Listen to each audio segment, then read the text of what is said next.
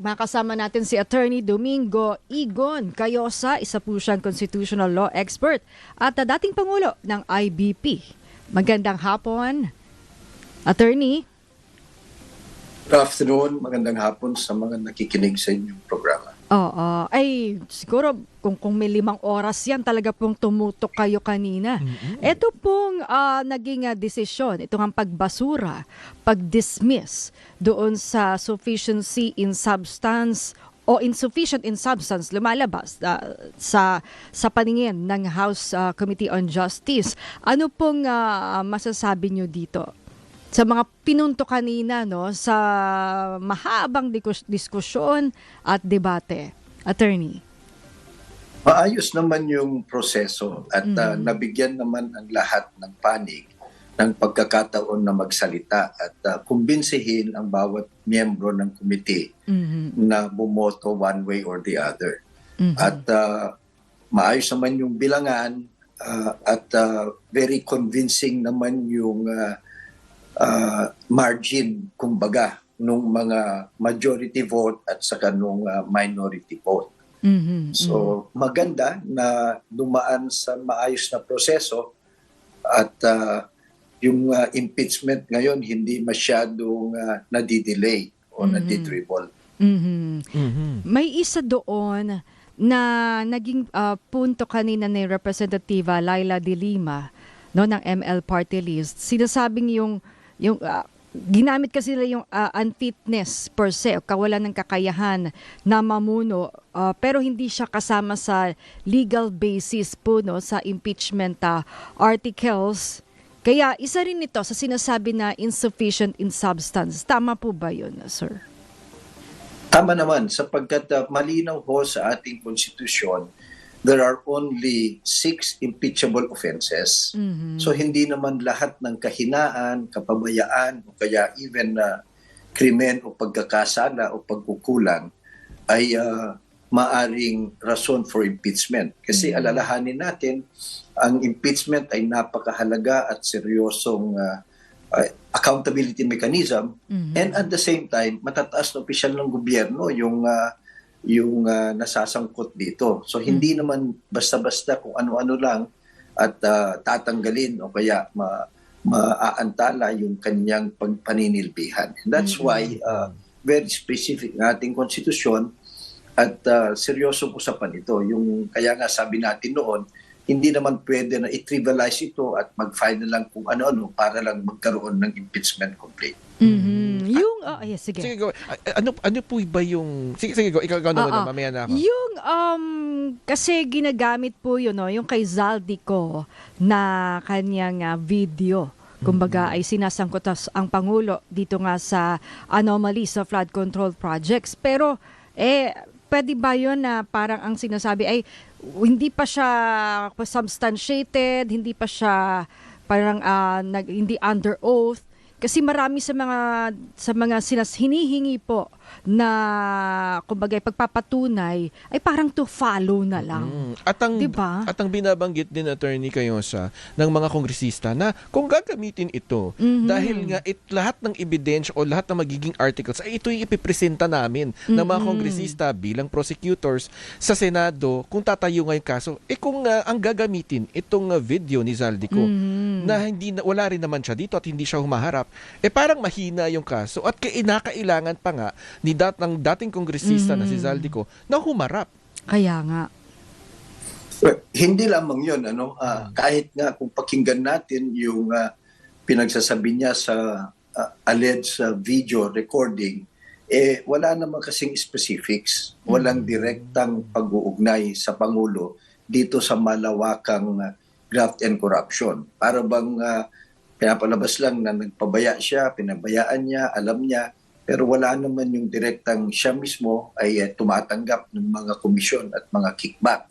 Pangalawa, tama ho yung napansin ninyo sapagkat kung hindi naman under oath at hindi naman willing and able yung testigo na isubstantiate ito o kaya suportahan ng mga corroborative documents, mahina. So naintindihan din natin yung mga congressman kasi sila ho yung prosecutor eh.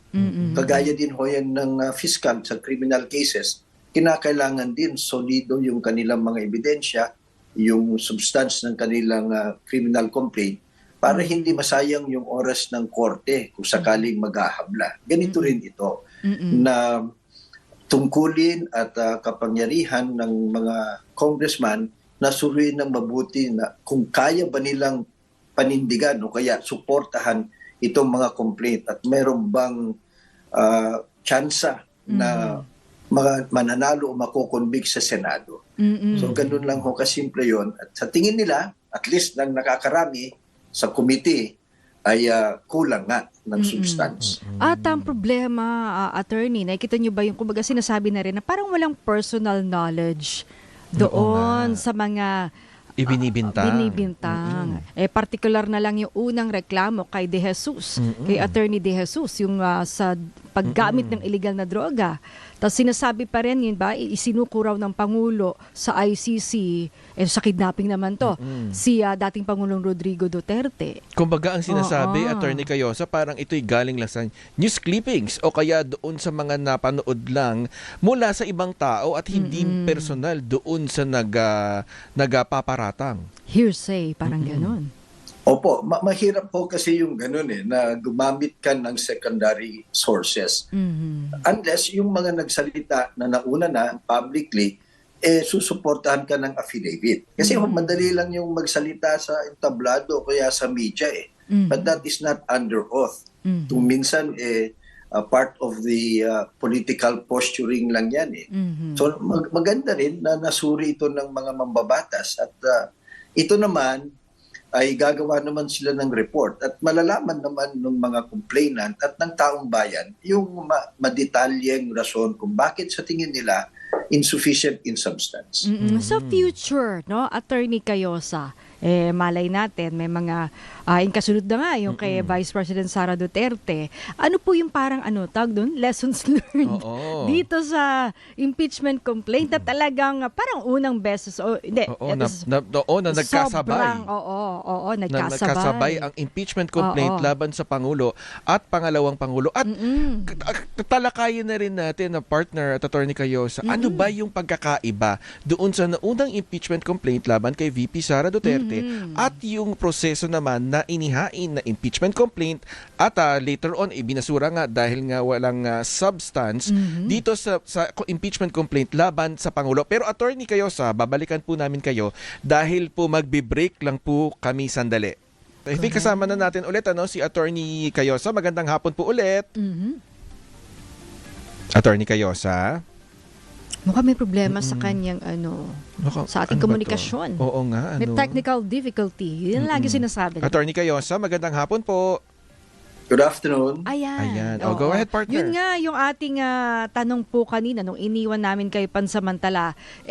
Ano po yung tingin ninyo parang lessons learned, no, sa mga future na magsasampa ng reklamong impeachment?